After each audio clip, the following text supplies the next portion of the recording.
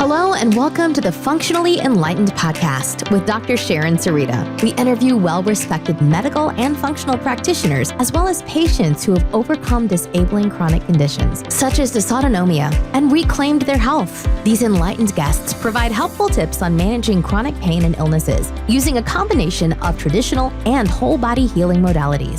If you're interested in natural healing and quality of life improvement, you're in the right place. Thank you for listening to today's episode.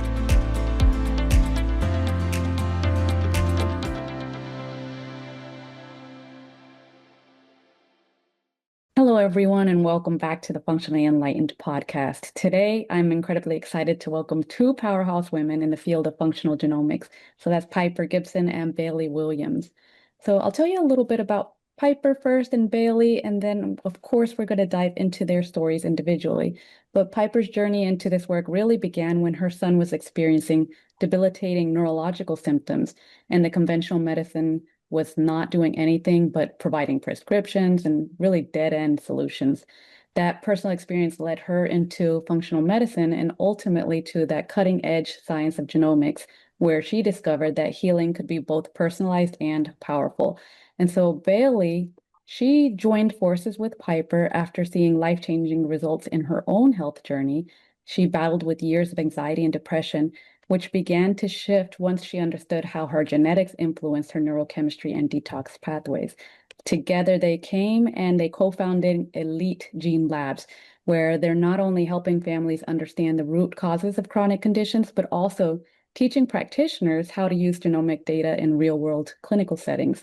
So their work is especially relevant to the implant illness community that we work with, and also anyone really struggling with environmental toxicity, because when traditional labs and protocols don't give you the answers, genomics really can be where we need to turn. Piper and Bailey, so thank you both so much for being here and for the work you're doing really to transform how we're understanding these complex chronic illnesses. Thank you so much for having us.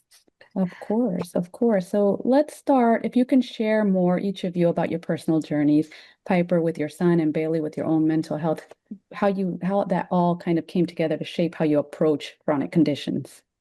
Yeah, so my son was diagnosed with a transient neurological tic disorder, which is similar to Tourette's, over 13 years ago. And we woke up one morning to terrible, debilitating. He could not control his bodily movements. His head was jerking. He was clapping his hands. He was blinking his eyes. We were terrified. And so we went down the Google rabbit hole. We started watching all the YouTube videos. The pediatrician was really kind of dismissive. Hey, we think it's a tic disorder. He'll grow out of it. Just ignore it, but we'll send you to the neurologist. Our neurologist appointment was actually really heartbreaking for us because the neurologist basically just observed my son and told us that he thought he needed a good spanking. And that really sent me down the rabbit hole of starting to look for my own solutions. I knew something was wrong. We tried, 10 different doctors, 8 different prescriptions, and I just knew in my mama's soul that something else was going on. And it sent me back to school. My first certification was functional diagnostic nutrition. And it snowballed from there, earning, a couple of PhDs and really working through this process. However, the genetics piece was really a major game changer for my son. We had seen a lot of changes, but we just couldn't get over that final hump. And when we applied the genomics to his life, we saw incredible changes. And even teachers were calling us, asking us, what did you do to your son? He's like a different child. Mm-hmm. And so because of that, it was also a game changer in my own personal health. And I no longer struggle with lifelong anxiety. So it was really became my passion very quickly because I saw how much change we could see with our health when we started applying that piece as well. That's amazing, especially with our children. We have that attachment sometimes that blinds us from what we can do, but it's wonderful that you found the science that actually helped you form that path. So Bailey, let us know a little bit about your story. For sure. So Piper and I are actually sisters. And so I saw her journey with my nephew, with her son, and I had struggled with depression and anxiety most of my adult life. Like there would be days when I would wake up and I would start counting down the hours until I could go back to bed. Like I was just going through the motions. It was a struggle. And I saw how much of a game changer that genetic testing was for Piper's son. And so I jumped on, I got genetic tested. I started taking the supplements based off my genes. And it was pretty much probably overnight that I started to feel so much better. Like I woke up and I was in the shower and I cried because I was like, I didn't know I could feel this good. I didn't know I could start feeling this so much better and have much energy. And I wasn't counting down the hours and I wasn't dreading the day ahead. And it was just a dramatic shift for me. And so I have tested my husband and my son now, and we're all on our genetic protocols, and it's really helped shape our lives and our well-being. Yeah. And so people who are not familiar with genetic screening, like we do here in the traditional sense, and then that there's certain diseases that might manifest based on genes. But can you give a background or just kind of a brief overview of what genes you're typically flagging when you're looking at someone with chronic inflammation or environmental triggers, like in our case, hernia mesh implants or breast implants or anything like that? Yeah, so we are looking at, and I, for the simplicity piece of it, I tell my clients, we're not looking at, oh my gosh, I'm going to die genes. We're not looking at the genetic predisposition to things like colon cancer or breast cancer. We're using more a specialty genomics where we're looking at those inflammatory and detox factors. So some of the genes we look at for inflammation include a lot of the interleukin genes, IL-6, IL-5. We also look at on and off switches like CTLA4 and TNF, like tumor necrosis factor. So we're looking at that inflammation piece. And then for detoxification, we're looking at things like GSTM3, CTH for glutathione. So we're really looking at it from a really holistic perspective when we're looking at the genetics. Mhm. And since you specialize in neuroinflammatory conditions like PANS and PANDAS, where people are exhibiting symptoms like the tics and OCD or other neurological symptoms, what overlaps would you expect to see in the terms of the neurologic symptoms reported in adults or children across the board who might be experiencing like chemical exposures that might have impacted their epigenetics? You want to take this one, Bailey? Go for it, Piper. Okay. So when we are looking at it from that perspective, we do see, I would say that the majority of our clients have this predisposition to chronic aggressive inflammation. So we're seeing all of these broken on and off switches for inflammation. So they have a really hard time turning off inflammation once they have turned it on. So that really for us is a big driver. We really know from that aspect, hey, these people are going to have lifelong inflammation issues if we don't do things within their environment to bring it down. So changing the diet and the lifestyle.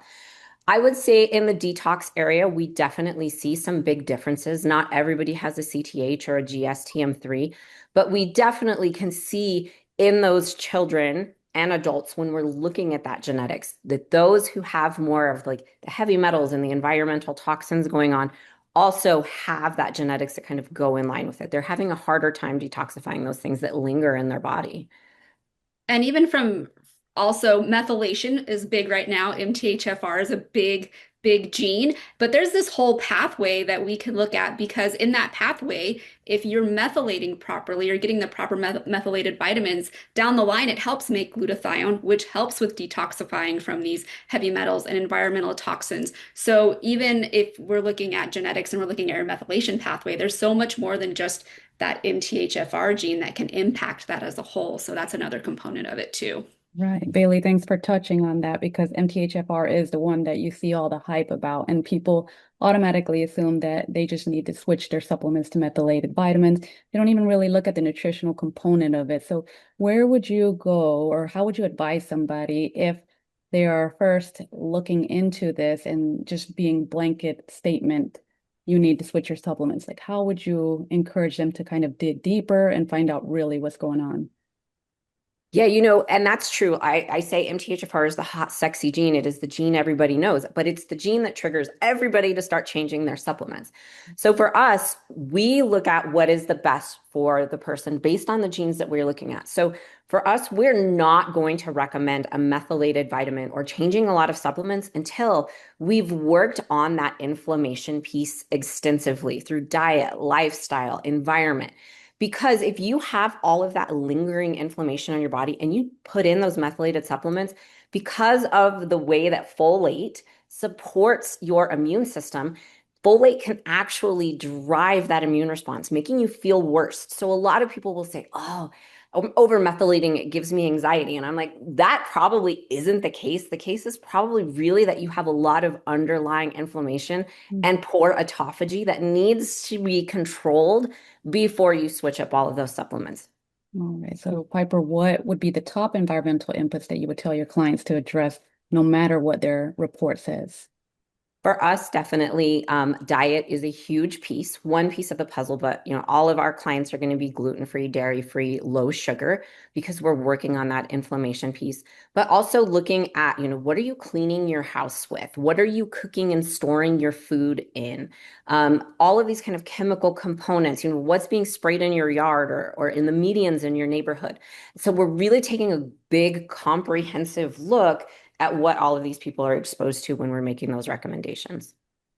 And are there any other specific genes that stand out with respect to detox capacity? If someone say they got a 23andMe or maybe they used a DNA company and they're really not sure what they're looking for, is there a sort of a report that you recommend that breaks it down so that our clients and people in general who are suffering with implant illness or suspected what we call Asia syndrome, is there a report that can outline these things for them and kind of give them a path to start methodically removing the toxicants that they can do? Piper, go ahead. Okay. So, for us, our reports are really going to give us that genetic piece. But the way that we apply it with clients is we don't have an in general, hey, these are the genes you need to look for the toxins. For us, and what really makes what we do at Elite Gene Labs and Regenerating Health stand out is we're taking all of the internal data, those functional lab results that people are submitting to us, and comparing it and contrasting it with their genetics so that we can say, hey, you do have this overabundance of, BPA, but you have a GSTP1 and a GSTM3 and a CTH variant. So we know that you're not really detoxifying these well. This is where we start to take this approach. And so for us, it's not about a handout and a DIY approach. It's really having the professional guidance to be able to guide them on the specifics of what they are dealing with. Okay, all right. That makes sense. Especially you probably receive tons and tons of reports from clients who probably have run various testing, whether it's functional or conventional. What are the types of tests that you usually see coming in for people that you kind of use to decipher where they're at? So a couple of the tests that we use mycotoxin testing to look at mold toxicity. We do food sensitivity testing. We also look at some of our clients, we look at Lyme disease as well, or Lyme co-infections. We also look at gut, so stool sample, what's going on in your gut, bacteria overgrowth, what kind of infections you have going on in your gut. We also look at heavy metal and environmental toxins, and we group it with that genetic test as well. And so there's certain genes like an FUT2 gene that can impact if you should have a probiotic or not. So everybody's like, hey, take a probiotic. But when we look at your genes and we see your gut's a mess, we're going to say, hey, you probably shouldn't take a probiotic because of this FUT2 gene. You don't make the sugars needed to really support the probiotics, and it's not going to make you feel real great. So, or also it could increase histamine. So those are some of the things that we look at. But we usually, with most of our clients at Regenerating Health, we do all of those tests. Okay, yes. And we do see a lot of that gut dysbiosis in our client base too. With respect to the FUT2 gene, right? Is that correct? I've seen that one. Can you elaborate a little bit more on how that impacts the detoxification process? So with the FUT2 gene, it can impact, it's kind of a roundabout way that it can impact detox. So when you have a genetic mutation for that gene, it impacts the sugars that you need to support probiotic growth. So the probiotics are basically going to die off at the end of the day or during the day, and it's going to kind of just be harder to detox from that. And also, if you have genes for histamine intolerance or to not break down histamines properly, you're going to have an abundance of histamine as those probiotics die off as well, or you're going to be sensitive to those probiotics producing histamine. So then in a roundabout way, it's causing more inflammation and it's going to make it harder to detox overall. That makes sense. Like you said, for those histamine sensitive, what about oxalate sensitivities? People who aren't able to clear oxalates as easily. Is there anything that that stands out as an identifier? Well, actually, I will tell you that we run a ton of organic acid testing in our practice. And to be honest, we have found that we do not have to remove oxalates from the diet. 9 times out of 10, we're looking at fungal overgrowth. We know the fungal issues are going to share that same pathway with oxalates. We're going to see definite correlation with higher oxalates and fungal issues like mycotoxins and candida. And once we can get the gut back on track, those oxalates and the ability to tolerate the oxalates among our clients improves significantly. So we actually in practice don't have to worry about the oxalate issue with clients. And in at Elite Gene Labs, we aren't testing any genes directly to look at the oxalate piece, just because I've been doing this for over 8 years. And really looking at the impact of oxalates has been very insignificant for us. That's an interesting one. I do see a lot of people who have gone on a very restrictive diet, and so they've gone low oxalate, low histamine, sometimes low lectin, and essentially they're carnivore style. Is that something that you all use as a tool, like in initial stages of healing, or do you advocate for more of that diverse eating? Go ahead, Piper. So we actually have probably 90% of our clients, 95% of our clients follow an ancestral paleo style diet at the start, just because we know of that inflammatory impact. So many of them have an abundance of mycotoxins. So we want to pull out all the foods that are going to be heavier in the mycotoxins. So that is part of it, is following that ancestral paleo diet. But most of our clients, by the time they get to the end of the process, they are following gluten-free, dairy-free, low sugar consistently. And we look at that as part of that genetic piece too. So we're looking at, MC, M6 for lactose intolerance, and then we're looking at the genes for gluten intolerance as well. So their compliance is a little bit better when they see it in the report. Absolutely. Is there any component that you see people are struggling with more in terms of kind of like the baseline dietary recommendations versus when you get into the deep dive, but like just the baseline, do people struggle with any component? For sure. I feel like people struggle with transitioning to that paleo style diet because we have been fed so long from this daily recommended diet from the nutrition standpoint, and everybody's like, well, I've got to have all these grains. And we're like, no, that's making things worse, especially people with a gluten sensitivity. When they're eating a lot of oats, oats have a protein very similar to gluten, and a lot of people react the same to that protein. And so it's really, I feel like that's probably the biggest struggle, is trying to just remove the grains from the diet. I feel like maybe the dairy and the sugar might be a little bit easier, but transitioning from that mindset of needing those grains at every meal seems to, I think, be the hardest part. Mhm. So transitioning a little bit, because you brought up the, and not directly, but I'm thinking insulin resistance and just the genetic predisposition to trend towards pre-diabetes. Are you seeing that in a majority of the clients that come to see you? We see a ton of clients who have poor autophagy. So we are looking at, ATG5, ATG16. We are looking at those autophagy genes. And so we do say, I would say the majority of our clients, when we're looking at genetic reports, have poor autophagy. But there are really good things that we can do in and around our environment to change that. We know inositol is great for helping to be that second delivery system, getting glucose into the cell. So that's a great option. We know fasting. And for us, we're looking at 12 to 15-hour fasting. It's really not hard to do. Your kitchen closes at 7 and it doesn't open till, 7 or 10 the next morning. It's really super easy to fast and be supportive of autophagy. Of course, longer fasts, we're going to see improved autophagy. But I would say that the majority of our clients have poor autophagy. And what is your recommendation in terms of a maximum amount for attempting those longer fasts? Well, the majority of our population is pediatric. And so for us, we're doing Yeah. 10 to 15 hours. But we have had some adult clients that, can manage 2 to 3 days. So 48 hours. I have had someone do 72 and they said they felt great. So we have some adults doing some longer fasts for sure. Right. Okay, let's transition to other pillars of health. So we talked a little bit about diet.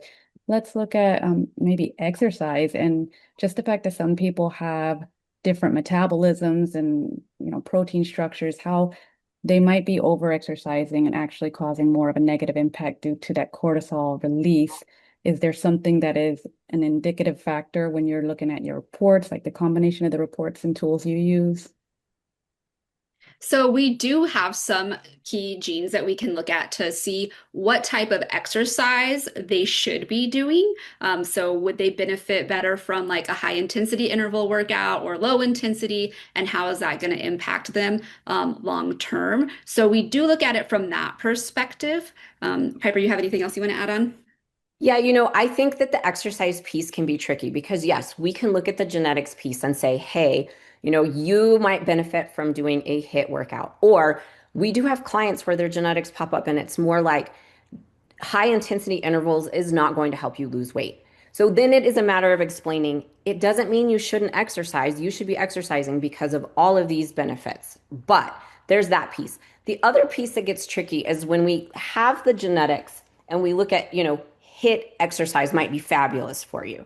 But when you're working with the adult population, especially women over the age of 40, regardless of genetics, for many of them, doing those high intensity intervals or the massive amount of cardio may be producing more cortisol and making the issue worse overall. So it's really a fine line and balance when we're looking at that individual piece for who should be doing what and how should they be doing it. And that's really how we focus on teaching the practitioners in our program is how to analyze that data for each individual person. Mhm.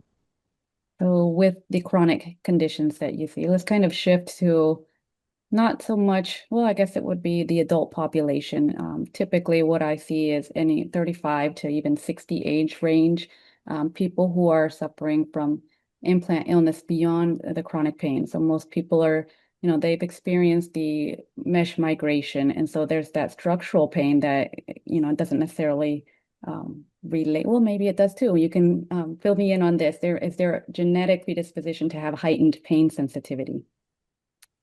We don't look at it specifically, but there is a company that actually is about to have a genetic test that will tell you if you are going to be sensitive to those implants and if they are going to cause issues for you. So this is really a new exciting thing. You have people who are getting dental implants or people who are getting the mesh. And so this will really help guide those decisions as a precursor to a surgery. Ooh, hey, yeah, titanium may not be the best option for you. So Mhm. it is coming. It's been in the works for quite a while.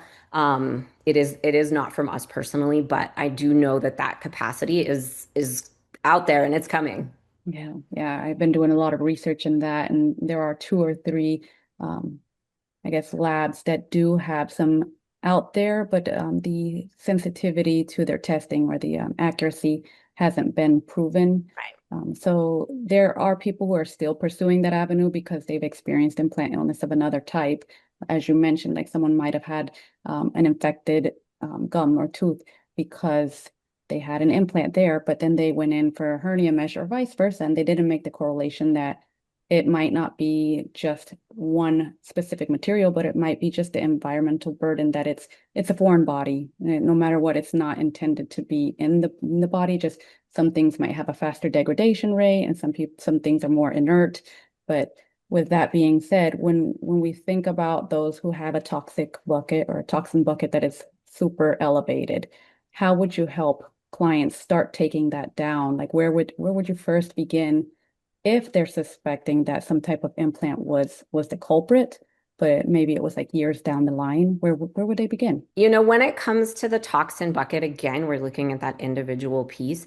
But really, for the way that I look at it is with 99% of the population, if we can change the diet to get more whole foods in, that is going to be one of the biggest starting points. Because if we're reducing, the sugars in the diet and we're making sure that we're getting plenty of, the green leafy vegetables and the meats and things like that, then we already have a really good starting point. And then we walk people through, what are the toxins and the chemicals in your home? Are you using bleach? Are you using pine sol? So we're going to get people to change that environment that they're living in. What are you washing your laundry with? What is the best detergent? What should you be using? And then at that point, kind of like an elimination diet where you're removing foods and figuring out what you're sensitive to. It's very similar to that in the aspect of we're going to remove a lot of these things and change a lot of these things in your environment. We're going to work on a low inflammatory diet. We're going to work on getting the toxins out. And let's say we're, 90 days in, you're still having some pain and some issues above and beyond that, then it might lead us down that path of saying, okay, is it your mesh, or is it your, tooth implant, or is it something else along those lines? But, I have seen people, and, I am very much the believer that breast implant illness, huge toxic burden for many, many women. But I have had clients come through our door who just cannot afford to have them removed. And in that piece, we work through this whole detoxification protocol, making sure that they're getting the right nutrition. And they have felt, 90, 100% better than they did before, just by changing a lot of those other factors. Yes. Piper, say that again for everyone who didn't hear the first time. So I've had women come through our door with breast implant illness. I know it is a huge issue and a burden for many, many women, but some people can't afford it. It is an expensive surgery. And so sometimes even just changing the diet and the lifestyle and the environment, so you're getting the right diet, you're getting the right nutrition, you're getting the right supplementation based on your genetics, you're doing all of the right things, you're changing what you're doing at home. Most of our people feel 90 to 100% better than they did before, because they have just changed their environment based on what they need genetically. So in your professional experience, you think that the genetic testing should be like a foundational lab, like that needs to be the first thing, and then you fill in the missing pieces with other functional labs? Yes. So the way that we focus on genetics is it is a tool in your toolbox. And when you have the genetics, one, your clients are going to be so much more compliant. But it also gives us this great roadmap to be able to connect the dots between all of that other functional lab testing. And when your clients can see it from that perspective, the light bulb goes off. Aha. Oh, you're right. I shouldn't use bleach and pine salt in my house and whatever toxic laundry detergent I'm using, because I can't detoxify. Oh, I can see it now. Yeah. Yeah, yeah. I do see in my own results that I have several detox pathways that are impaired, and that was even evidenced in my Dutch testing. So I know I have some issues there with the COMT, that just methylating phase 1, phase 2, everything was kind of disrupted. So had I not fallen ill, I wouldn't have known that to begin with. I don't know, I wouldn't know if I was struggling or not. But the way I went around it was kind of the long way. And that's the purpose of this podcast and, functional practitioners like yourselves, that providing the tools so that you don't have to wait 2 or 3 years as trial and error, but you can actually start healing from day one with the right pieces of the puzzle kind of put together. Exactly what you were just talking about. I've seen so many people, they're not able to get the mesh explanted immediately. And one of the main reasons is there's so few hernia specialists that are available, well-versed, and just really know the explanting process. I want to say 90 to 95% of surgeons say explanting is not an option at all. And they give everyone that sensation that if they were to pursue this, they'd be worse off, whether it be because of the potential to reherniate or just the chronic pain would increase. So people start developing this mindset that there's nothing really that they can do. So Bailey or Piper, if you have any additional tips for people who are just now considering where to go in terms of explant or work on all the foundations that are in home, what would you advise?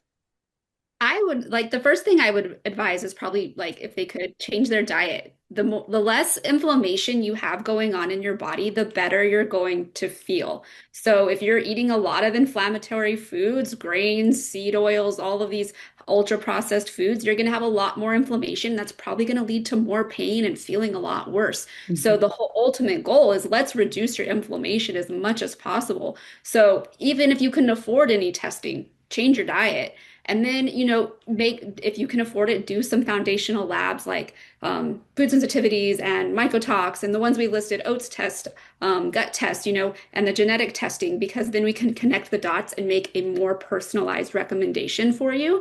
But that's where I would start.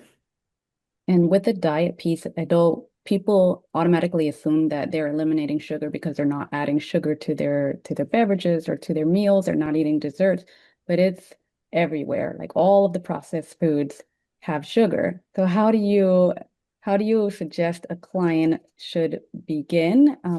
I know you like the paleo lifestyle. So what is like some intro level tips that they can begin to cut back that sugar?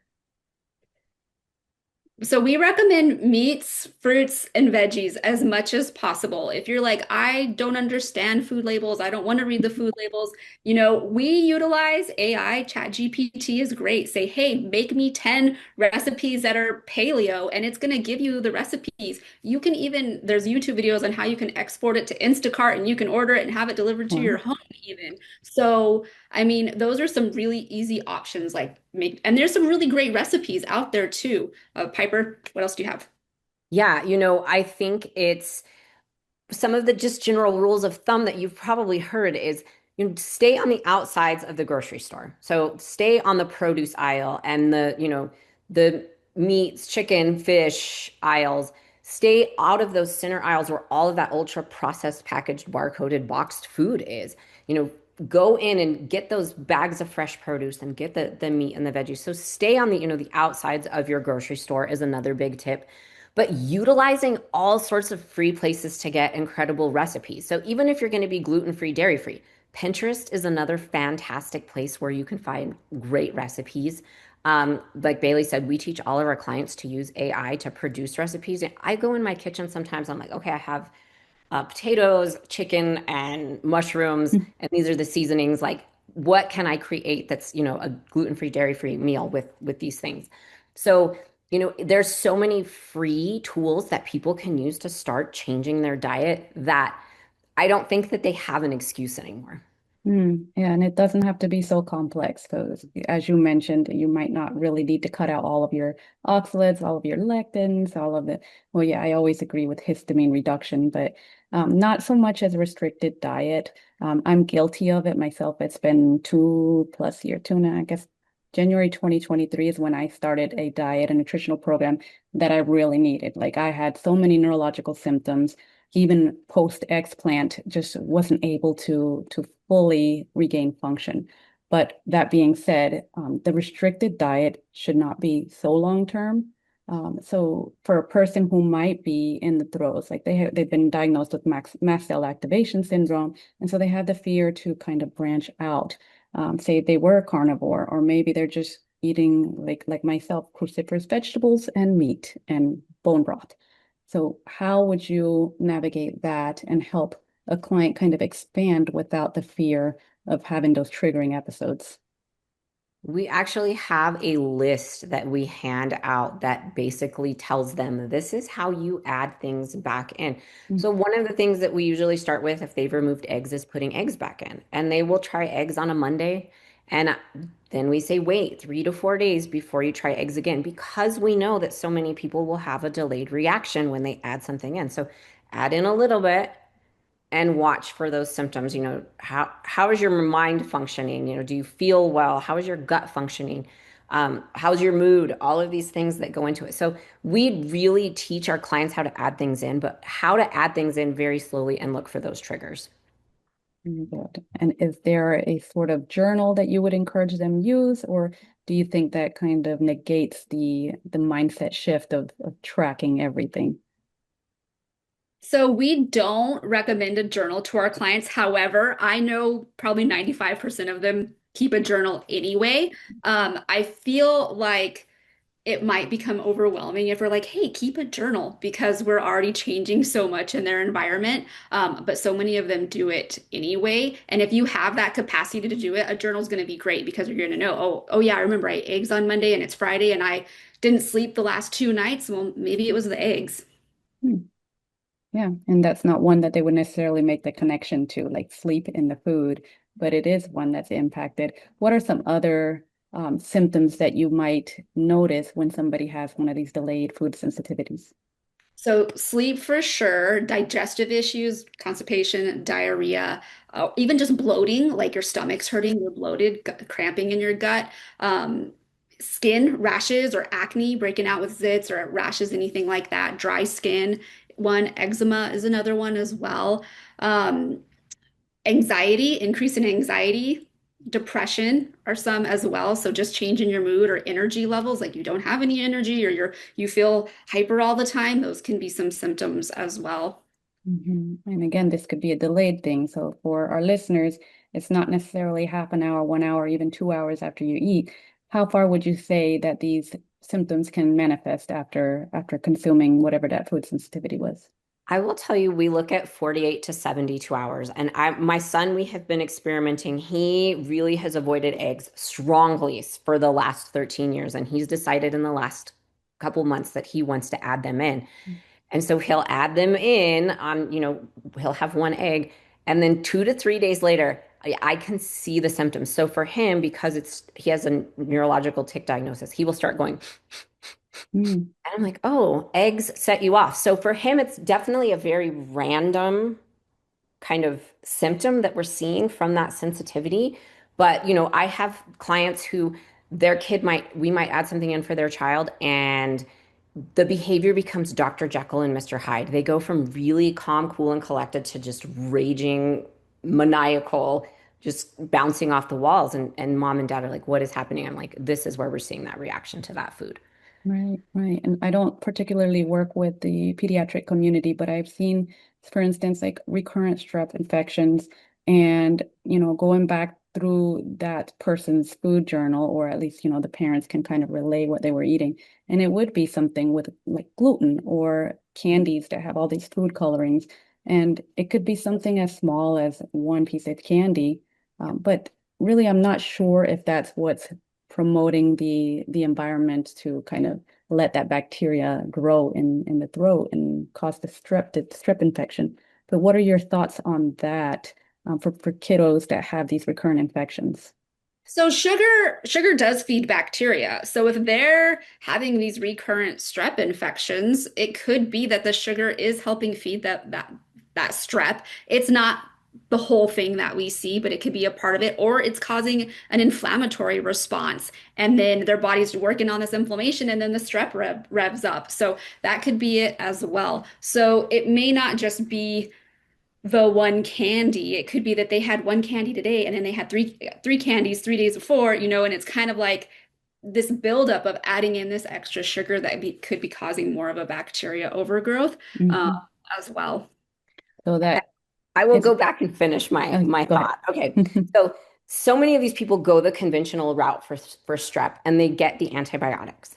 But if these kids are already in the hole, what happens is your immune system has to do part of the work with the antibiotics. The antibiotics are not going to completely wipe everything out, Right. which is, I think, really kind of a common misconception is people think, oh, we're just going to take all these antibiotics and it's just going to wipe it all out. No, your immune system has to do part of the work. So if you are already in a hole, you're already nutrient deficient, you're already eating a poor diet, have all of these toxins around you and you can't detoxify, your immune system might already be struggling. And so you might end up with a recurring infection because you just can't get over the hump by using the antibiotics because you have all of this other burden on the body.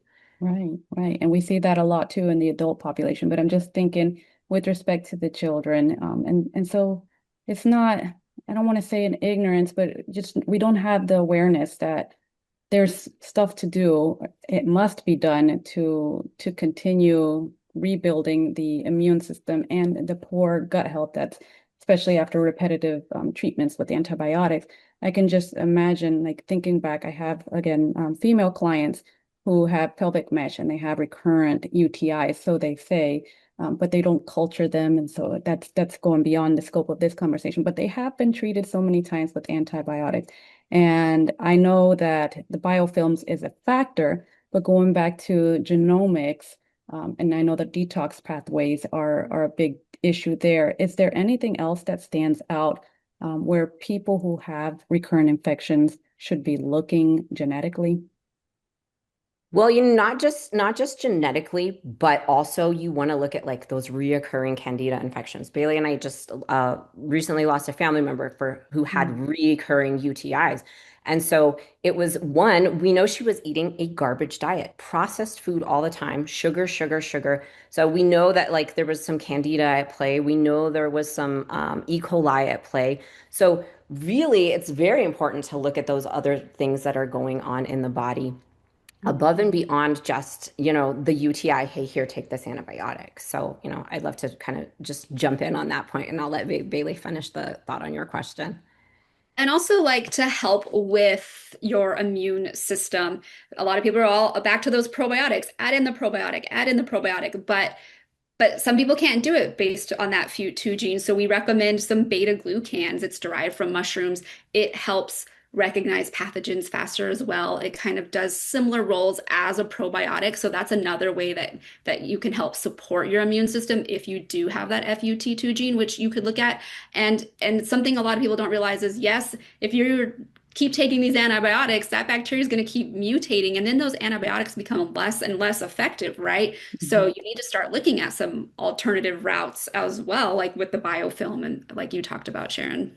Right. And with that, the probiotic use. So most people, they start taking one supplement and they stick to that for years and years and years, and it's the same thing. But when you go back and retest the gut microbiome, you still see this dysbiotic environment, and you see, the ones that might provoke autoimmune-like conditions in the future.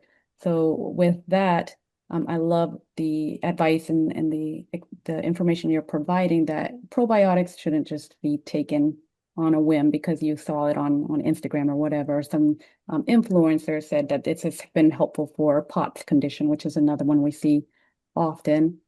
We look at that gene. Oh yeah? Tell us a little bit more about that. So there is a gene where we see consistently, consistently we see more women who have POTS-like symptoms. So it's DBH, and it has to do with dopamine. But we really can see that these people who have the POTS-like symptoms, so it's not just the DBH gene, but it's the DBH gene in conjunction with all of the methylation and the detox and the histamine pieces as well. So a lot of times you might be like, oh, you have POTS. And we're like, how much of this is driven by histamines? Because we know one of the main symptoms of histamines can be dizziness. And so we have to look at all of this more collectively, and not just like, oh, you have this gene, so this is probably why you have POTS. You have this gene. I have this gene. I have a homozygous DBH gene, so I should definitely have POTS symptoms. But because I take care of everything else genetically and support my environment in that way, I don't have POTS symptoms. It's all like, well, I have the gene, but I know if I do all of these things right, I'm not going to experience the symptoms. Amazing. And that's another avenue for POTS patients who have gone the conventional route, and they're taking so many pharmaceuticals to help, like midodrine, for example, for tachycardia or just cardiac issues in general. There's I'm trying to think of the name of it, cromolyn for the gastric issues, and they're taking these over the counters, really just kind of trying to tame the symptoms, but over time, even those aren't working effectively.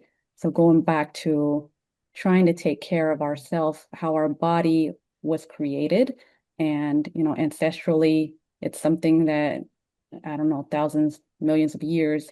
It's going to take two. You can't shift it in a lifespan. So you really need to go back to the roots. So with that, I just wanted to throw this one out to each of you.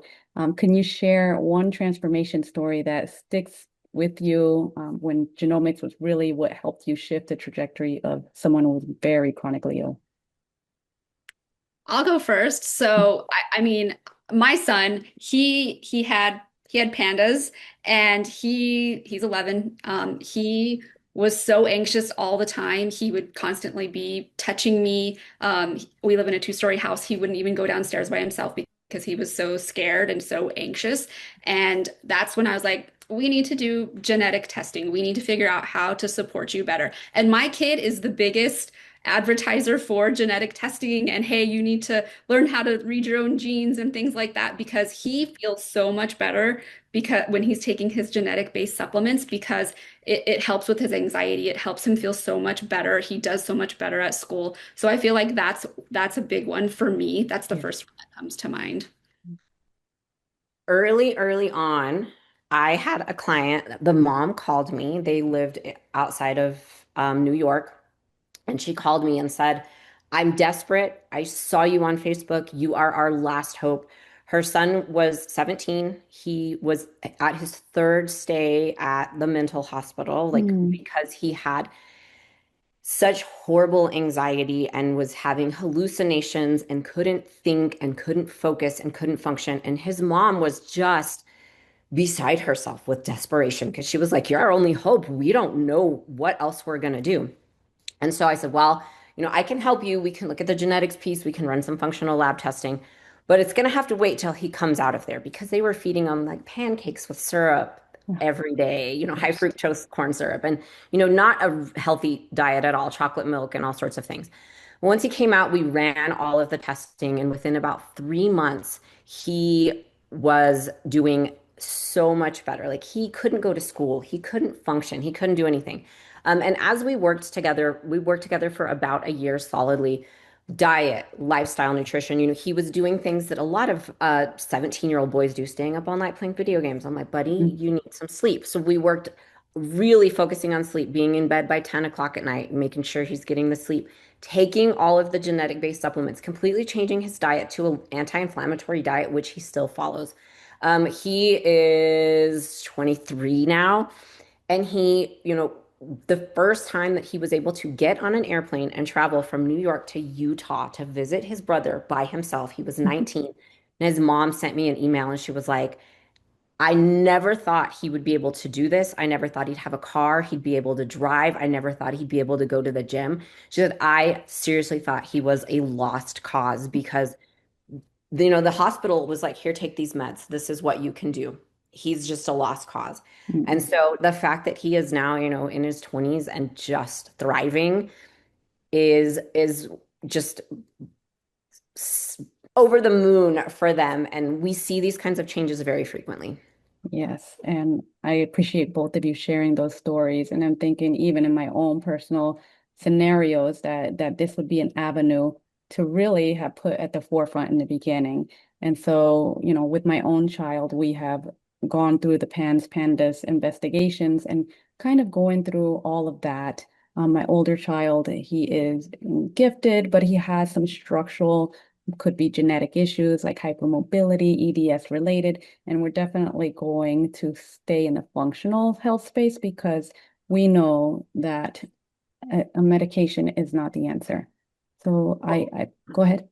I have EDS. Oh, and it has served me my entire life. And I have a therapist who does some stretching for me, and we've had this conversation because she has it too.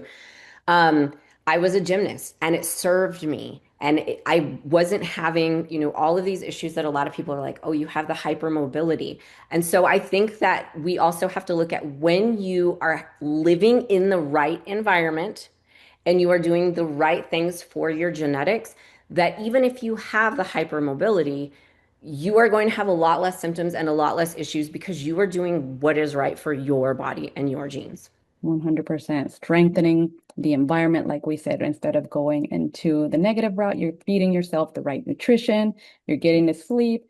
If you open the pantries in homes like mine, and I'm sure as yours as well, we're not the cool moms that have all of these extra snacks with high sugar and, what's the one, gosh, the spicy Takis and things like that. I know that sometimes my kids kind of hesitate to invite friends over for that reason, but we're instilling in them the knowledge that they hopefully will take for the rest of their lives. So I appreciate so much all of the wisdom that both you and Bailey have been sharing with us. And I would love for you to share with our audience how people can learn more about Elite Genes and what Elite Gene Labs and what they can expect the process they can expect to go through if they want to work with you. Yep. So you can find us elitegenelabs.com. We do work with some individual clients to just reach out to us on the website. We also provide a practitioner training program. And our whole goal and what really sets us apart from other programs is that we aren't just teaching the genetics, but we are teaching you genetics as a tool. And this is how you use it with your other tools in your toolkit. So we're giving you all of it together, really how it's applicable and how to speak to your patients and your clients. And you can also find us on Instagram and Facebook at Elite Gene Labs. Awesome. So stay tuned, everyone, because Functionally Enlightened will be diving into this a lot more. We'll have all of this information in our show notes. And for anyone who wants to provide us some feedback, feel free to post in our comments or send us a message. You can even email us at info@functionallyenlightened.com. So again, Piper and Bailey, thank you so much for being with us today. Thank you so much. And thank you to our audience. We'll see you on the next one.